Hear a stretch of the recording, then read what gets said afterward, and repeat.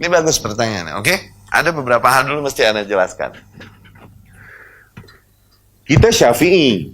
Di sini ada beberapa perkara kita beda, misalnya ini itu kita ikut Imam Syafi'i. Katanya. Boleh nggak kita mix? Gitu.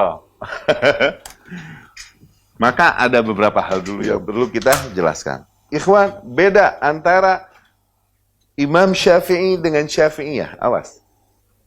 Hal-hal yang kau kira ini mazhab Imam Syafi'i, padahal Imam Syafi'i berlepas diri dari itu. Bisa jadi. Al-Imam Muhammad bin Idris Asy-Syafi'i, Zain? Dengan Asy-Syafi'iyah. Oke? Pengikutnya nih. Atau bahasa lainnya Asyfa'. Para pengikut Imam Syafi'i. Begitu pun Malikiyah, Hambali, Hanabilah, begitu kan? Itu beda, awas. Seringkali Asyfa', para Syafi'iyah, mengaku berada di atas mazhab Imam Syafi'i, tapi mereka mempraktekkan hal-hal yang mereka tahu Imam Syafi'i nggak ngajarin begitu. Emang Imam Syafi'i ngajarin maulidan? Mana coba? Emang Imam Syafi'i ngajarin yasinan malam Jumat? Tahlilan 3 hari, 4 hari, 7 hari, 10 hari, haul setahun, haul 2 tahun, ya kan? Death birthday, ulang tahun kematian, haul, tau kan? Emang Imam Syafi'i ngajarin bagaimana kita mencintai orang-orang berlebihan sebagaimana mereka mencintai tokoh-tokoh yang mereka muliakan sedemikian rupa di kuburan-kuburan dan lain-lain. Awas, beda antara Syafi'iyah dengan Syafi'i. Awas. Justru bisa jadi yang diajarkan Imam Syafi'i, malah mereka nggak lakukan. Oh, tanya, siapa? Di Malaysia Syafi'i? Oke? Di Malaysia Syafi'i? Tanya. Imam Syafi'i ini mewajibkan cadar. Kenapa nggak pakai? By the way loh, Imam Syafi'i wajibin cadar loh. Kenapa muka lo kelihatan sekarang?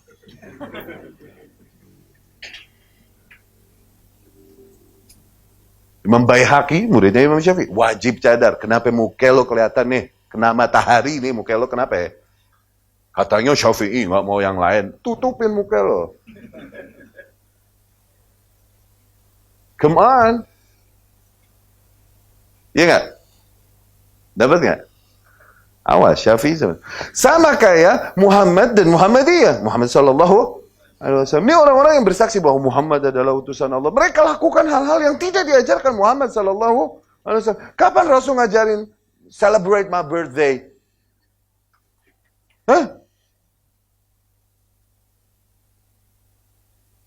Kapan Rasulullah sallallahu alaihi wasallam ngajarin di dalam dakwah kalian bentuklah grup-grup yang ada? Oke? Aduh, gatal lidah Anda mau nyebut nama grup-grup. Cuma takutnya jadi fitnah. Kapan Nabi Muhammad SAW mengajarkan tahazzub, mengajarkan racist, dan lain-lain? Begitu, sama. Pengikut Isa ibnu Maryam, yang orang-orang yang mengaku mengikuti Isa ibnu Maryam, menyebut Isa ibnu Maryam apa ngajarin yang mereka lakukan? Ini Isa ibnu Maryam ngajarin, you guys kalau punya dosa, pergilah ke gereja, ngaku. Redemption, iya gak? Iya. Oh Father, forgive me for I have sinned. Isa ngajarin gitu kan? Apa Isa ajarkan worship me and my mom? Ajarkan gak?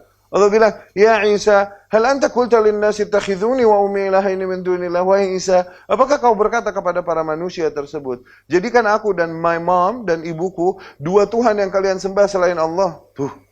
Isa berkata alaihi salam, subhanak, maha suci engkau ya Allah. Tak pantas aku mengatakan sesuatu yang bukan hakku. Wa in kuntu qad qultuhu faqad alimta. Dan apabila aku memang katakan demikian, sungguh kau telah tahu. Semua begitu selalu. Yang ngikuti Musa alaihi salam, ngakunya mengikutimu. Apakah mereka melakukan yang diajarkan Musa alaihi salam? Musa alaihissalam ngajarin kalian kalau mau bersedih, mau sholat, cari tuh tembok, terus tempelin. Nangis di tembok. Hah? Wailing wall. Tembok ratapan, tahu? Iya. Dibuatlah sama mereka supaya semua orang ikut meratap di tembok. Dibuatlah Facebook dengan wall. Tuh. Rasain loh.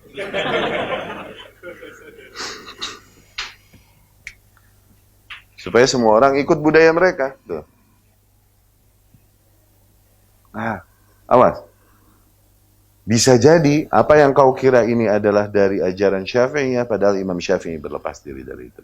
Diperiksa dulu, mana yang memang dari Syafi'iyah atau bukan. Itu satu. Yang kedua, apakah kita diwajibkan mengikuti mazhab oleh Allah Subhanahu wa Ta'ala? Apakah syariat memerintahkan kita ikut mazhab?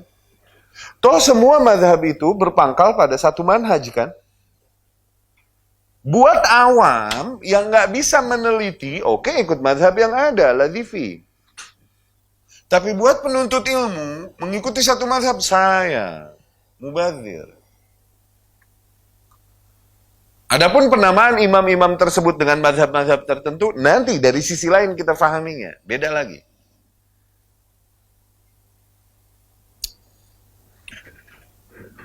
Disusun juga dalam bentuk syair juga tentang mazhab ini. Anda lebih cenderung pernah dengar Allah mazhabiyah. Allah mazhab. Tidak, Allah mazhab. La mazhab artinya tidak ada mazhab. Cuma jadi sebuah faham. Jadi la mazhabiyah. Begitu. Anti mazhab. Disusun dalam bentuk syair juga nih. Hal demikian.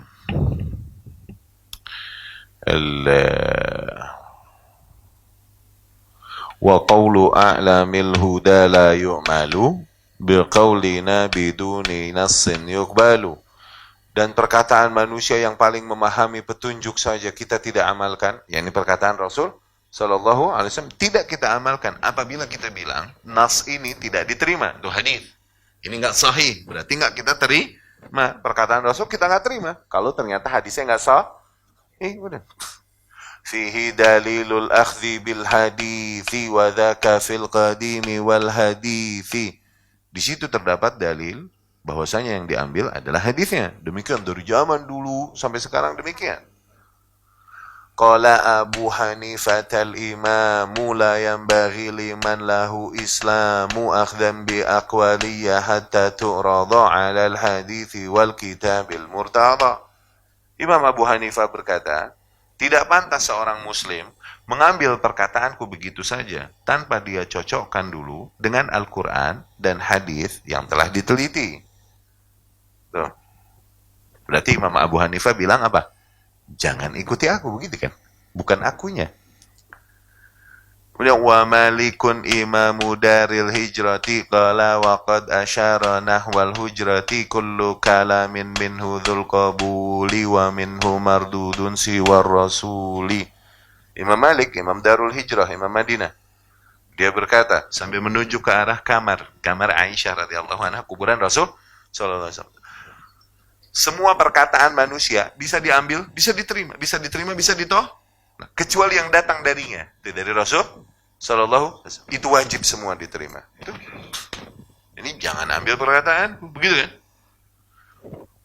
Wa Syafi'i qala in ra'aitumu qawli mukhalifan lima rawaitumu minal hadithi fadribhu jidara biqawli al-mukhalifal akhbara.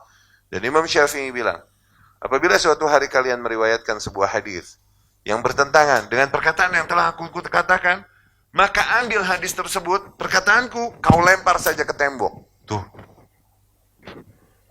Imam Syafi'i bilang, jangan ikuti aku. Berarti kan? Wa Ahmadun qala lahum la taktubu ma qultuhu bal aslu dzaka fatlubu. Dan Imam Ahmad bilang, jangan kalian tak tulis qala Ahmad, jangan. Tapi asalnya, yakni sumbernya, dari mana aku mengatakan ini, dalilnya, Qur'annya dan itunya yang kalian tulis, jangan bilang aku berkata, kata Imam dan Imam bilang jangan ikuti, ngapain aneh, ngapain berkata.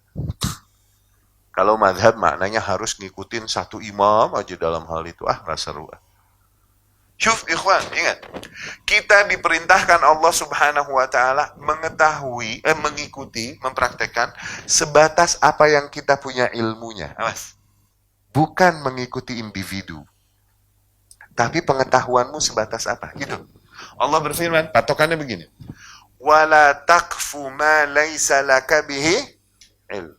Janganlah kau mengambil sikap atau mengikuti sesuatu perkara yang kau tidak punya ilmu atasnya. Begitu kan? Mafhum mukhalafahnya dibalikin. Artinya apa? Ikutilah perkara-perkara yang memang kau punya ilmunya tuh. Maka beragama sesuai ilmumu udah, bukan sesuai mesti mazhab mana. Pusing udah, tambah pusing hidupmu. Udah, dalil yang ente tahu yang mana? Oh yang ini, udah ikutin. Sebatas ilmumu. Dan terus tuntut ilmu. Santai gak kalau begitu? Kita jadi out of the box kalau gitu. Bebas. Nggak ke kotak kok. Teh kotak. Paham ya? Jadi jangan norak. Kita penuntut ilmu. Free your mind. Free yourself. Ikutin sumber langsung. Ikutin Quran, hadis, dan pemahaman salaful ummah. Para ulama kita ikutin. Dengar perkataan mereka. Ilmu yang datang dari mereka, dengar. Udah. Mana yang usul yang harus kita ikuti mereka. Mana yang furu yang kita buat jadi comparison. Boleh gak apa-apa. Iya gak? Asyik gak kalau gitu? Lebih wise kita. Lebih berwawasan. Gak jumud. Iya gak? Nah, madhab jadi untuk siapa? Untuk awam, yang emang nggak mengikuti itu, nggak mendalami ilmu dan lain-lain. Dia mengikuti apa yang umum berjalan pada kaumnya. Itu madhab. Boleh baru untuk awam yang nggak bisa meneliti sendiri dia. Ya, nggak bisa meneliti sendiri. Ikut. Ya. Oke, bagaimana dengan para ulama, imam? Suka dibilang Ibnu Taimiyah, Hambali, dan lain-lain. Pertama, Imam Nawawi, Syafi'i, begitu ya? Ibnu Katsir, Syafi'i, gitu ya? Suka digituin kan? Oke, bagaimana mengurusi hal ini? Apa menjawab hal ini? Oke, begini. Yang pertama, penamaan Hambali, Syafi'i, dan lain-lain, bukan dia menamakan dirinya juga seringkali. Orang menamakan. Contohnya Ibnu Taimiyah sendiri rahimahullah, dia adalah mujtahid mutlak. Dia kalau bisa punya mazhab sendiri itu. Loh, cuman memang berangkatnya kaumnya, umumnya pada saat itu kaumnya, bermadhabnya Hambali. Dia belajar pada kaumnya, berangkat dari Hambali awalnya, sholatnya, apanya ininya, berangkat dari Hambali. Kaumnya umumnya Hambali pada saat itu. Kayak kita berangkat dari Syafi'i, kita Asia banyaknya Syafi'i kan? Nah, berangkat dari kita belajar sholat apa ini itu katanya Syafi'iyah. Umumnya demikian. Oke? Atau kesimpulan-kesimpulan ijtihadnya lebih banyak sesuai dengan imam-imam tertentu. Akhirnya dinisbahkanlah dia namanya kepada madhab itu. Tapi apakah maknanya imam demikian? Misal, Ibnu Katsir Syafi'i, misal ya. Atau Imam Nawawi Syafi'i. Dia Syafi'i. Tapi dia menemukan sebuah kenyataan bahwa di dalam sebuah kasus, Imam Malik lebih benar daripada Imam Syafi'i sendiri. Apakah seorang Imam Nawawi akan ngotot menyalahkan Imam Malik dan membela Imam Syafi'i? Atau justru sportif? Sportif dong, awas. Sportif, dia salah Imam Syafi'i. Dia ikutin Ahmad atau Malik yang lebih benar. Apakah mana yang mencela Imam Syafi'i? Enggak begitu. Imam Syafi'i maunya emang tidak ditaklidin. Maunya Imam Syafi'i demikian memang rahimahullah. Dan semua imam maunya demikian, tidak ditaklidin. Apalagi dengan namanya kita membantah kebenaran yang datang pada kita. Ya,